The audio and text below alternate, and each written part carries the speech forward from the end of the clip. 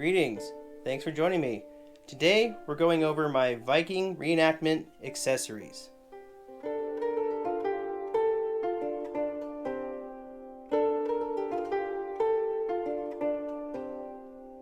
Let's get right into it.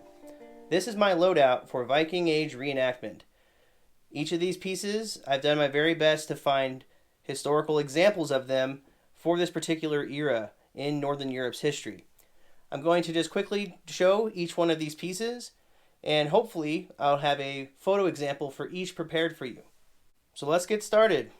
Viking Bling. Trey foil brooch, made of bronze. I wear this to close the top of one of my tunics. Very well made reproduction. I'll go ahead and include a photo of this one right now.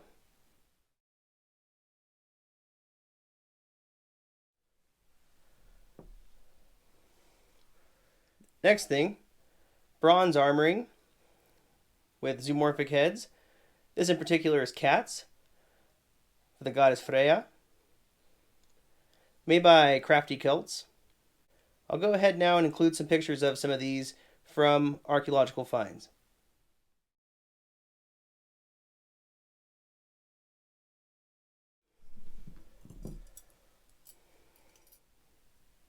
Next item, a bronze Penangular brooch featuring zoomorphic designs. This one with bear heads, made by Crafty Celts. I'll go ahead and include a photo of the finds.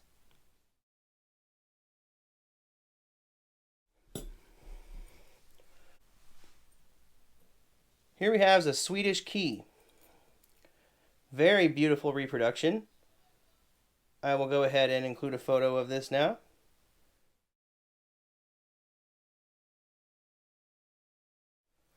A very interesting piece with what looks to be some horse heads on it. Here we have a Gotland sphere, sometimes known as a Visby lens. Very beautiful pieces, made of quartz. Extremely high clarity for a piece of quartz. Many reproductions are just glass. We have some glass beads. So in addition to these, here's some examples of a few more.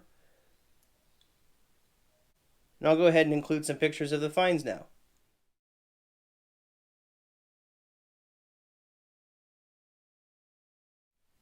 Bone dice. A great little piece of pocket trash and detail for your kit. Try to find some. I'll go ahead and include some photos from archaeology.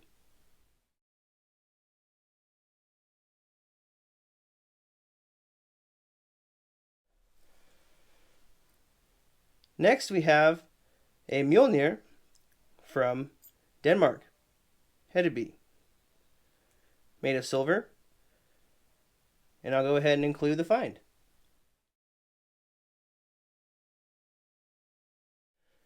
Beerca coin purse, an interpretation of a very ornate find found in Sweden, which is the simple toggle for the closure. Great place to throw your coins. And now I'll go ahead and include a picture of the find. So once again, interpretation, basically trying to embody the same functionality and shape of that pouch, but perhaps for a person with not as much money. Next item is another pouch interpretation, similar to some pouches that are known as the Beerca Pouch. Also not all too dissimilar from some found in Viking Age Ireland. Not very large, but just enough to carry your money, a fire kit, perhaps a small bit of food.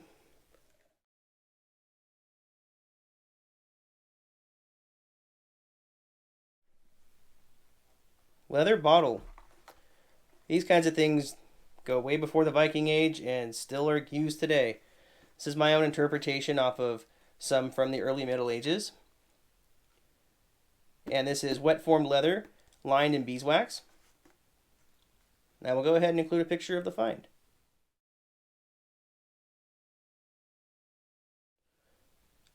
So here we have an iron sax, small utility knife and or fighting knife, with a hand-carved ash handle, with a V-grind blade. So, medium-sized knife. This is your basic sax. I'll go ahead and include some pictures of the finds.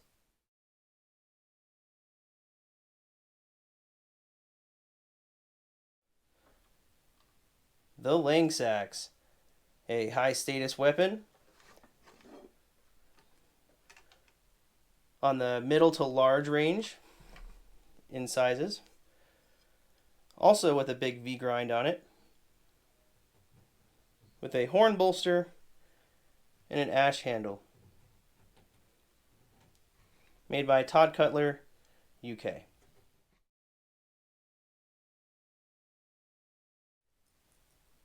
And since my impression is a wealthy trader, I do carry a good share of money. So I've got silver from all over the regions. We even have some Charlemagne gold, some fractional coinage. Now we'll go ahead and show some pictures of finds.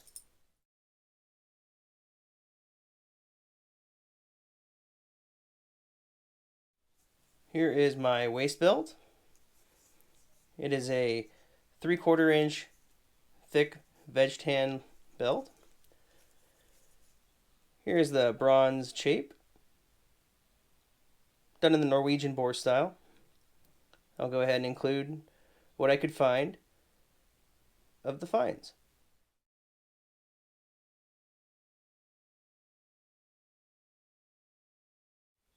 Here is the strap end on the belt, made of bronze. And I will go ahead and include a picture from the finds.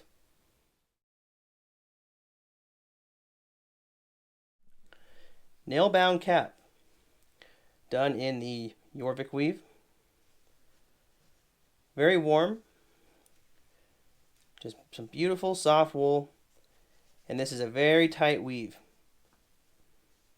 Now I'll go ahead and include a photo of some nail-bound that was found.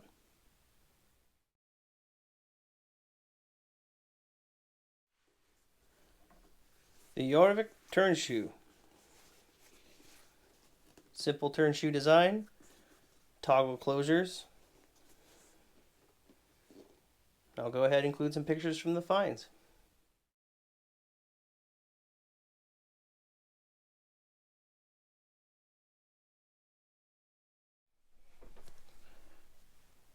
Here is my diamond weave blanket. It's a little hard to get it all in frame. 100% wool, very beautiful diamond weave, used as my blanket in my bedroll and my cloak.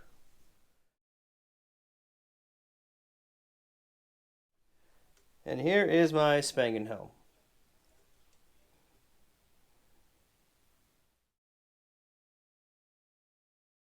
So clearly, this is only a fraction of the finds we have from the Viking Age.